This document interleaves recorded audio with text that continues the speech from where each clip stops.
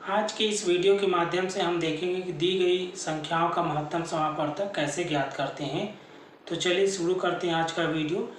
महत्तम समापवर्तक ज्ञात करने के लिए यहाँ पर दो विधियाँ बताई गई है, गुणनखंड विधि और भाग विधि। दोनों विधियों से ही आप दी गई संख्याओं का महत्तम समापवर्तक बहुत ही आसानी ढंग से आप निकाल सकते हैं। तो चलिए सबसे पहले हम गुणनखंड विधि को देखते हैं। में हल करने के लिए आपको दो संख्याएं दी गई है, 56 और 84। 56 और 84 का हम इस विधि में अलग अलग गुणनखंड ज्ञात करते हैं। 56 का गुणनखंड ज्ञात करने के लिए हम इस प्रकार से लैडर बना लेते हैं और इसमें 56 लिख देते हैं। अब 56 को हमको ऐसी संख्या से विभाजित करना है जिससे पूरी विभाजित हो जाए, लेकिन ये संख्या जो लेते हैं विभाजित करने के लिए, ये अभाज्य संख्या को हम लेते हैं। तो थोड़ा सा बताना चाहूँगा कि अभाज्य संख्याएं क्या होती है। 2, 3, 5, 7, 11, 13, 17 इस प्रकार से और भी संख्याएं हैं। ये ऐसी संख्याएं होती है जो एक और स्वयं से विभाजित होती है, इसके अलावा और ये किसी से भी विभाजित नहीं होती, तो उसको बोलते हैं अभाज्य संख्या। तो जब भी हमको गुणनखंड निकालना होता है तो हम इन्हीं संख्याओं के माध्यम से गुणनखंड ज्ञात करते हैं। तो सबसे पहले हम 56 का गुणनखंड निकालने के लिए 2 का भाग देते हैं 2 से। यदि 2 से हम इसको भाग देते हैं तो 56 28 बार में विभाजित हो जाता है। फिर 28 को 2 से विभाजित करते हैं, ये 14 बार में विभाजित हो जाता है। और 14 को 2 से विभाजित करते हैं तो ये 7 बार में विभाजित हो जाता है। अब यहाँ पर आपको देखना पड़ेगा कि 7 2 से विभाजित नहीं होती, तो ऐसी कौन सा अभाज्य संख्या है जिससे ये पूरी विभाजित हो जाता है। तो देखिए 7 2 से विभाजित नहीं होता, 3 से विभाजित नहीं होता, 5 से विभाजित नहीं होता। ये किससे विभाजित होता है? 7 से। तो हम 7 से इसको विभाजित करेंगे, तो 7 से विभाजित करेंगे तो एक बार में विभाजित हो जाता है। तो इस प्रकार से 56 का आप गुणनखंड ज्ञात कर लिए। अब हम 84 का गुणनखंड ज्ञात करते हैं। 84 का गुणनखंड ज्ञात करने के लिए इसी प्रकार से आप लैडर बना लेंगे और यहाँ पर 84 लिख देंगे। अब हमारा पहला काम होगा कि 84 को विभाजित करने वाला ऐसा कौन सा छोटा से छोटा अभाज्य संख्या है, उसको हम यहाँ पर लेंगे। तो ये है 2। तो 2 से 84 को विभाजित करेंगे तो ये कितने बार में विभाजित हो जाएगा? 42 बार में विभाजित हो जाएगा। फिर 42 को हमको ऐसी अभाज्य संख्या से लेना जिससे पूरी विभाजित हो जाए, तो वो है संख्या है 2। अब 2 से 42 को विभाजित करेंगे तो 21 बार में विभाजित हो जाएगा। फिर 21 को हमको ऐसी अभाज्य संख्या से विभाजित करना है जिससे पूरी विभाजित हो जाए, तो वो संख्या 2 नहीं होगा क्योंकि 2 से 21 विभाजित नहीं होता। इसके लिए हमको अगली अभाज्य संख्या 3 से विभाजित करते हैं। 3 से विभाजित करेंगे तो ये 7 बार में विभाजित हो जाएगा। और 7 को हम देख चुके हैं यहाँ पर कि 7 को 7 से विभाजित करते हैं एक बार में विभाजित हो जाता है। इस प्रकार से आप देखते हैं कि 56 और 84 का दोनों का ही गुणनखंड हमने गुणनखंड विधि से निकाल लिए हैं। अब हम क्या करेंगे, इन दोनों संख्याओं का गुणनखंड नीचे लिख लेते हैं। 56 का गुणनखंड ये होगा 2 2 2 और 7, 2 2 2 और 7। इसके बाद 84 गुणनखंड लिख लेते हैं। 84 का गुणनखंड बराबर होगा, देखिए यहाँ पर 2 2 बार है, 3 1 बार है, 7 1 बार है, तो इसको लिख लेते हैं 2 2 3 और 7।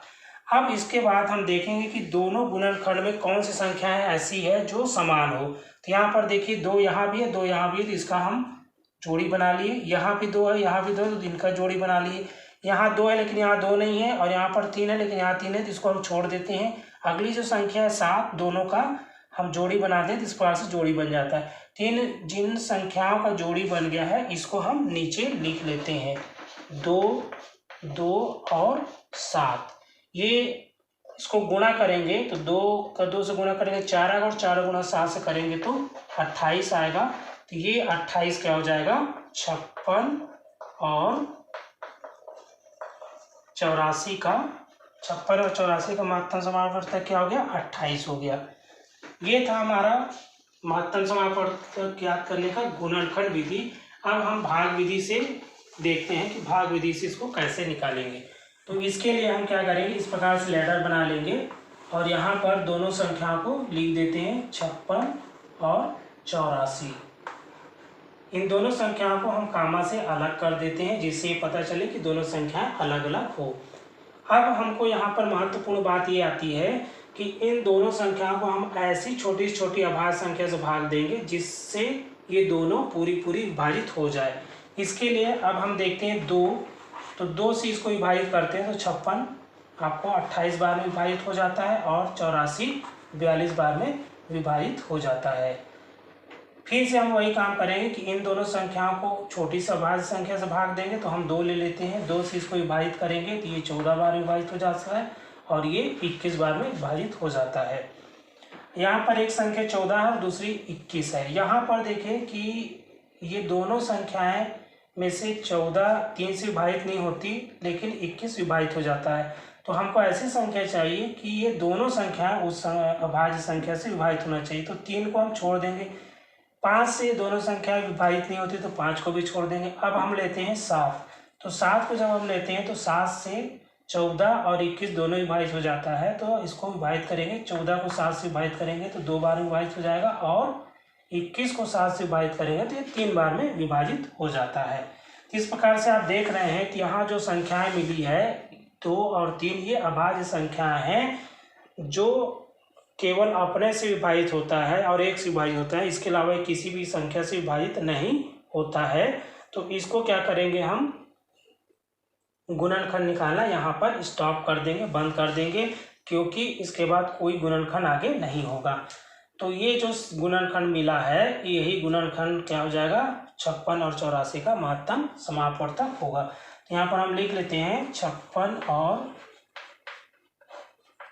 84 का महत्तम समापवर्तक क्या हो जाएगा, 2, 2 और 7, ये आपका आएगा 28। तो इस प्रकार से आप देखिए कि जब भाग विधि से हम 56 और 84 का महत्तम समापवर्तक ज्ञात करते हैं तो वो भी 28 आता है, और जब हम गुणनखंड विधि से दोनों संख्याओं का महत्तम समापवर्तक ज्ञात करते हैं तो वो भी 28 आता है। इसका मतलब ये है कि आप गुणनखंड विधि हो चाहे भाग विधि, दोनों विधियों से आप दी गई संख्याओं का महत्तम समापवर्तक ज्ञात कर सकते हैं। ऐसा है कि आपको यह वीडियो अच्छा लगा हो और ये विधि आपको समझ में आया हो। यदि आप इससे संबंधित किसी प्रकार का आपका कोई प्रश्न हो तो आप उसे कमेंट जरूर करिए। मेरे वीडियो को पहली बार देख रहे हैं तो मेरे चैनल को सब्सक्राइब कर लीजिए और बेल आइकन को दबा दीजिए, जिससे मैं जो भी नया वीडियो अपलोड करूं तो उसका नोटिफिकेशन आपको आपके मोबाइल में मिल जाए। धन्यवाद।